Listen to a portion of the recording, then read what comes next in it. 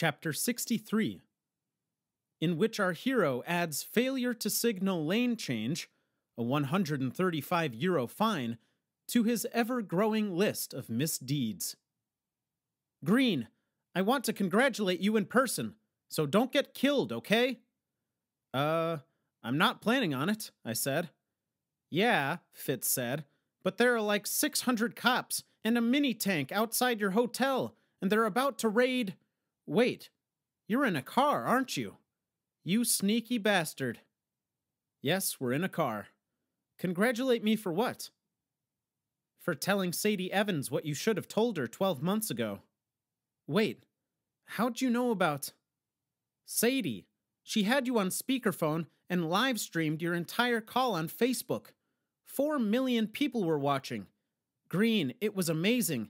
At the end, when she told you she loved you and you told her you didn't care, Sadie dropped her phone and kicked over her computer, and you could see her creepy-ass dad and that Paul dude chasing after her.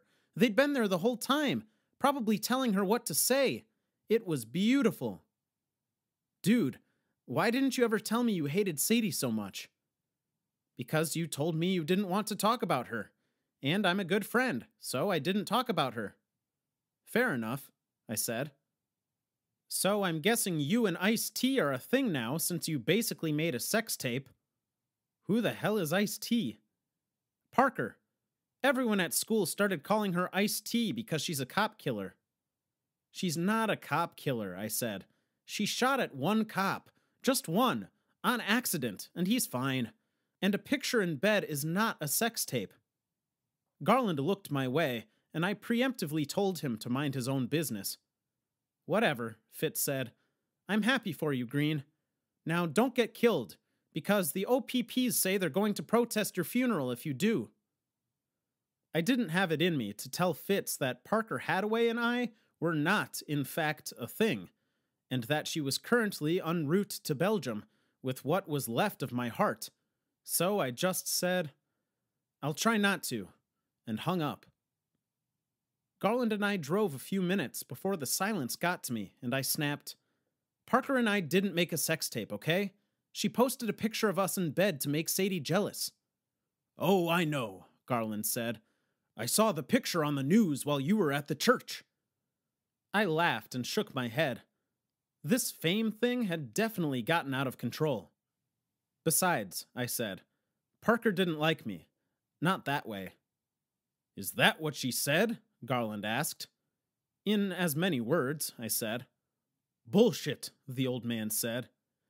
I looked at Garland and he said, Son, New Year's Eve 2006, I played poker with Tiger Woods, Lance Armstrong, and Bernie Madoff, and... Garland, please. I'm just saying I know when someone is lying, and if that girl said she didn't have feelings for you, she was lying. Hell, you're all she's talked about for weeks. Now that don't mean you two are gonna live happily ever after. If my life story taught you anything, it's that loving somebody don't guarantee a damn thing. But don't you for 1 second think that Parker doesn't have feelings for you, because she does.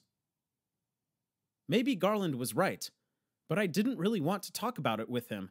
So I turned up the radio, only to have a news bulletin interrupt the music.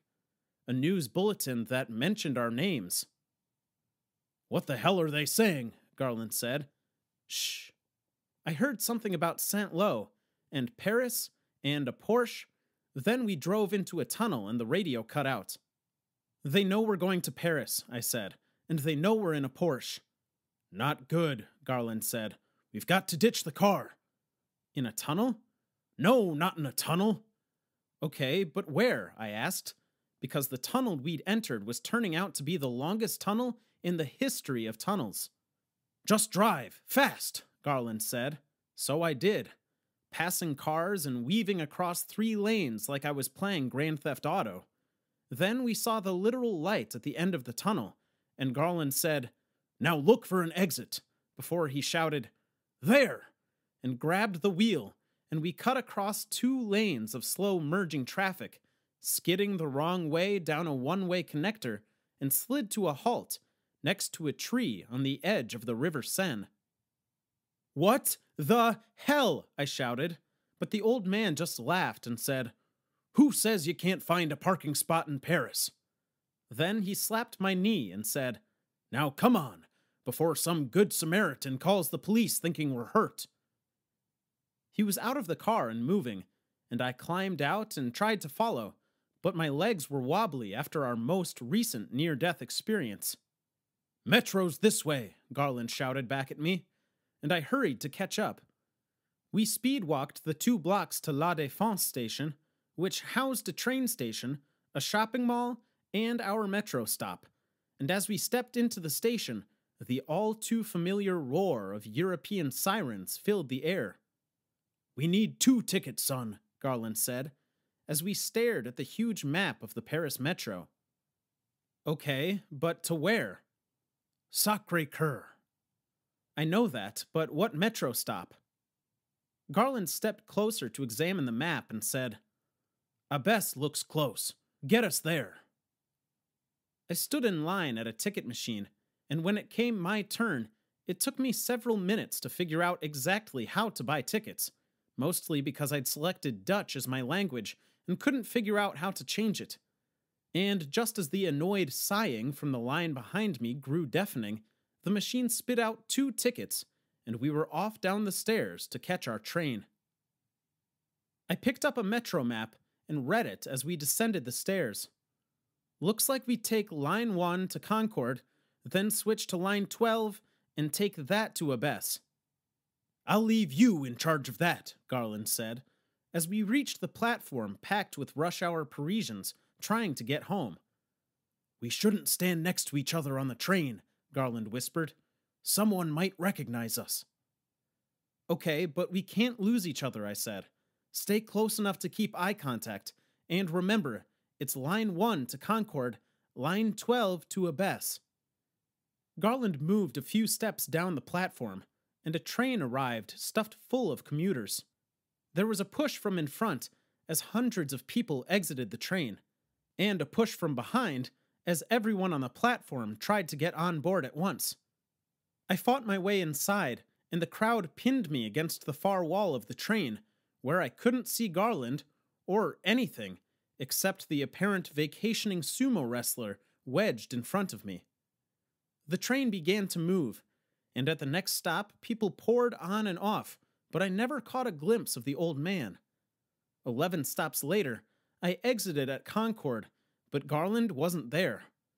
I pushed my way along the platform looking for him, but was afraid to shout his name and draw attention. I was still looking for him when the next train arrived, and more people flooded onto the platform, and I gave up. Not knowing what else to do, I convinced myself Garland knew where to go, and that he'd be waiting for me at Abbesse. I walked downstairs to line 12 and boarded the next train. That train wasn't as crowded, and I stumbled through the carriage looking for Garland, but never finding him.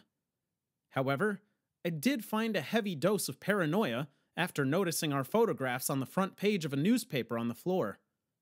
Soon I felt the focus of every eye on the train, so I slumped in a seat and kept my head down until we reached Abbesse 7 stops later. Again I looked for Garland on the platform, but he wasn't there. So I took the seemingly never-ending spiral staircase to the street and stepped out through an ornate glass-covered entrance into a lovely Parisian evening. Shouts of children and the lights of a merry-go-round drew my eyes across the square, and that's when I saw Garland sitting on a bench. Sitting on a bench between 2 police officers.